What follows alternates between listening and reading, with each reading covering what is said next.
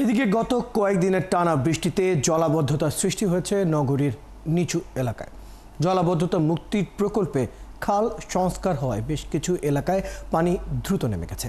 শুধু জলাবদ্ধ হয়ে আছে মেহেদীবাগ, কাপাসগোলা, কাতালগঞ্জ, সুলভবহর ও আগ্রাবাদ। এতে ভোগান্তিতে পড়েছেন কয়েক লাখ মানুষ। এদিকে বৃষ্টির কারণে নগরীর পাহাড়ি এলাকায় পাহাড় ধসের সতর্কতা দেয়া হলেও কাউকে সরতে দেখা যাচ্ছে না। বাবুন পালের ক্যামেরায় আরও জানাচ্ছেন রাজীব বড়ুয়া। সক্রিয় মৌসুমী বায়ুর কারণে কয়েকদিন ধরে থেমে থেমে বৃষ্টি হচ্ছে চট্টগ্রামে। তবে মঙ্গলবার রাত থেকেই ভারী বৃষ্টি হচ্ছে নগরীতে। বেলা 12টা পর্যন্ত বৃষ্টি রেকর্ড করা হয় 153.6 মিলিমিটার। টানা বৃষ্টিতে নগরীর মেহেদীবাগ, চকবাজার, বাকলিয়া, আগ্রাবাদ, হালিশহর সহ বিভিন্ন এলাকায় দেখা দিয়েছে জলাবদ্ধতা। নালা জাম, বোতল ফেলায়, অনেক কিছু ময়লা ফেলায়, এই কারণে হয়ে যায়। কোটি কোটি টাকা ইনভেস্ট হচ্ছে, আপনার প্রকল্প বাস্তবায়ন হচ্ছে না। আপনার নাগরিক হিসেবে আমরা খুবই দুর্ভোগের মধ্যে আছি। কেউ রুগী নিয়ে আসা যাওয়া করতেছে বা কেউ অফিস আদালতে যেতে অনেক তো কষ্ট হচ্ছে। এদিকে টানা বৃষ্টিতে পাহাড় ধসের শঙ্কা তৈরি হওয়ায় প্রশাসনের পক্ষ থেকে ঝুঁকিপূর্ণ আবাস থেকে সরে যাওয়ার নির্দেশ থাকলেও সেখান থেকে কাউকে নিরাপদ এলাকায় যেতে দেখা যায়নি। এখানে থাকতে তো বাদ দিতে ধরো একটা ঘর নিতে তো অনেক টাকা বানা লাগে, তো এরা তো বাসা বাসা চাকরি করে, ইচ্ছে ছাড়া এরা ক টাকা বেতনে চাকরি করে, তো সে কারণে এটা কষ্ট হলে তো এখানে বসবাস করতে হবে, কি করার, কিছু তো করার নাই। আশ্রয় কেন্দ্রে চলে যাওয়ার জন্য জেলা প্রশাসক থেকে অনুমতি দেওয়া হয়েছে। লালখান বাজারে শহীদনগর স্কুল আছে, সরকারি প্রাথমিক বিদ্যালয় আছে। আমরা যখন বৃষ্টি বাড়ে আমরা তখন এলাকার ভাইবার দ্বারা মিলে এখানে ম্যাক দিয়ে পারমিশিটি করি। এলাকার সিনিয়র পার্সন আমরা সবাই মিলে ম্যাক দিয়ে পারমিশিটি করি, সবাইকে সতর্ক থাকার জন্য আহ্বান করি।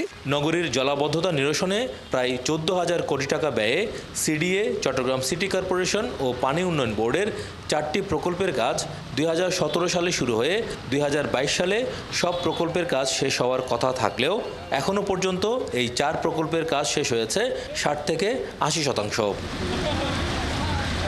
নগরের 36টি খাল খননের মধ্যে 21টি খালের কাজ হয়েছে। এছাড়া 12টি খালের মুখে রেগুলেটর ও পাম্প হাউসের জায়গায় 4টি খালের মুখে কাজ শেষ হয়েছে।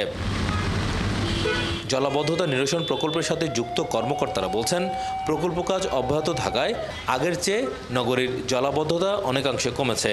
তবে অপতনশীল বর্জ্যের কারণে পানি চলাচলের পথ বন্ধ হয়ে তৈরি হচ্ছে জলাবদ্ধতা। প্রাইমারি একটা কনসার্ন হচ্ছে যে আপনার বর্জ্য ব্যবস্থাপনা হচ্ছে না। এই বর্জ্যটা যতদিন পর্যন্ত ব্যবস্থাপনা হবে না, বর্জ্য রিসাইকেল হবে না, ততদিন পর্যন্ত কিন্তু আপনি যত সংস্থা, এই যে আমরা 3টে সংস্থা কাজ করছি, আমরা যদি 100% কাজ কমপ্লিট করে ফেলিও আপনি 100% সুফল পাবেন না। আর নগর পরিকল্পনাবিদরা বলছেন, নগরীতে চিহ্নিত ঝুঁকিপূর্ণ পাহাড়গুলোর মালিকানায় যেসব ব্যক্তি ও সেবা সংস্থা আছে তাদেরকে জবাবদিহিতার জায়গায় আনা দরকার, না হলে পাহাড় ধসে মৃত্যু সংখ্যা থাকবেই। যদি পাহাড়ের পাদদেশে কোনো বাসস্থান পাওয়া যায় তাহলে ব্যক্তি মালিকানা হলে তাকে ধরা হবে, সরকারি মালিকানা হলে দায়িত্বপ্রাপ্ত কর্মচারী কর্মকর্তাদেরকে ধরা হবে। তাদেরকে ধরে যদি ব্যবস্থা নেওয়া হয় তাহলে আমার মনে হয় পাহাড়ের পাদদেশে বাসস্থান বন্ধ হয়ে যাবে। নগরের বাসিন্দারা আরও জানান, মূলত নগরীর জলাবদ্ধতার দুর্ভোগের জন্য দায়ী মানুষের অসচেতনতা এবং পরিকল্পিত নগর ব্যবস্থাপনার অভাব। রাজীব বড়ুয়া, 71, চট্টগ্রাম। দর্শক, চট্টগ্রামের হালিশহরে তাসফিয়া গার্ডেনের পাশের নালায় পড়ে মারা গেছে হুমায়রা নামে 3 বছরের এক শিশু। নিখোঁজ হওয়ার ঘণ্টাখানেকের মধ্যে তার মৃতদেহ উদ্ধার করেছে ফায়ার সার্ভিস ও এলাকাবাসী। সেখানকার খবর জানাতে আমাদের সাথে যুক্ত হচ্ছেন সহকর্মী রাজীব বড়ুয়া। রাজীব, কিভাবে এই দুর্ঘটনা ঘটলো সেই বিষয়ে সর্বশেষ তথ্য জানাবেন।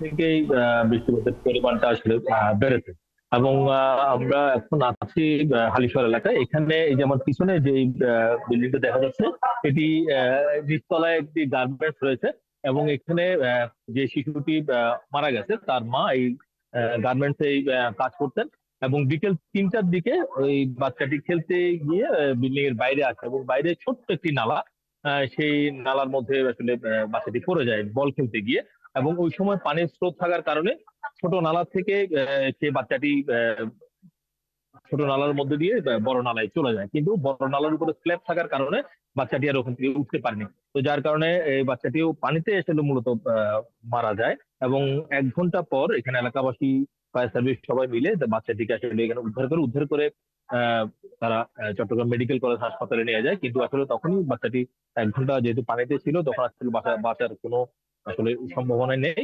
মৃত বাচ্চা আসলে তারা মূলত হাসপাতালে নিয়ে গেছেন। এবং এখানে এর পরেই এখানে আমরা দেখছি যে সিটি কর্পোরেশনের যিনি প্রধান পরিচ্ছন্নতা কর্মকর্তা তিনি এখানে এসছেন এবং তিনি বলছেন যে আসলে তারা মূলত যেই কাজটি করেন, যে বিভিন্ন যে জলাবদ্ধতা নিরসন প্রকল্পের যে কাজ চলছে চট্টগ্রামে, সেই প্রকল্পের যে বড় বড় নালাগুলো আছে যেগুলো উন্মুক্ত, তারা সেগুলো নিরাপদ করার চেষ্টা করছেন। কিন্তু এটি হচ্ছে একটি গলির নালা এবং ছোট নালা, যার কারণে এটা আসলে এখানে স্ল্যাব দেওয়া বা নিরাপদ বিষয়টা এটি আসলে ওই যে বিল্ডিং এর পাশে ঘটেছে সেই বিল্ডিং এর মালিকের আসলে দায়িত্ব ছিল, এটি আসলে বলছেন। তবে তারা বলছেন যে নগরের অন্যান্য যে এলাকা রয়েছে সেই এলাকায় তারা উন্মুক্ত নালাগুলো তারা নিরাপদ ব্যবস্থা করার চেষ্টা করছেন। এই যে আপনি এখন যে দেখছেন নালাটা, ছোট্ট নালাটি, এইখানে কিন্তু শিশুটি পড়ে গেছে, 3 বছরের যে বাচ্চা হুমায়রা, সেখানে বল খেলতে গিয়ে পড়ে গেছে।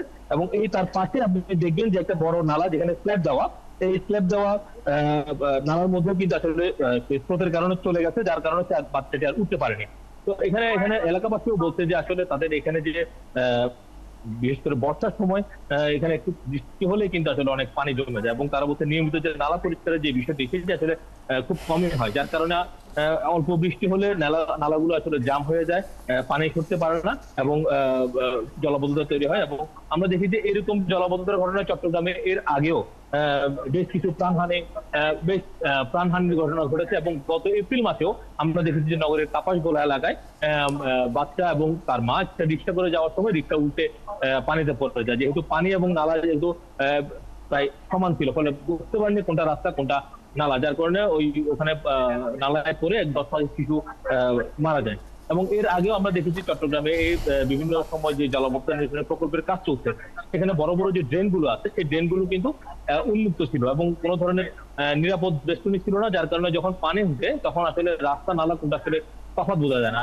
এবং যে কারণে আমরা দেখছি এর আগেও সালে আহমেদ নামে একজন সবজি বিক্রেতা, যিনি তার লাশে এখনো খুঁজে পাওয়া যায় না, প্রায় 4 বছর আগের ঘটনা, মুরাদপুর এলাকায় সে বাস থেকে নেমে সরাসরি নালায় পড়ে। তাহলে এরকম ঘটনা সেখানে অনেকটাই ঘটছে, আসলে সবার সাবধান হওয়ার ব্যাপার আছে। বেশ দুঃখজনক, আমরা বেশ কয়েকটি ঘটনা আপনার কাছ থেকে শুনলাম।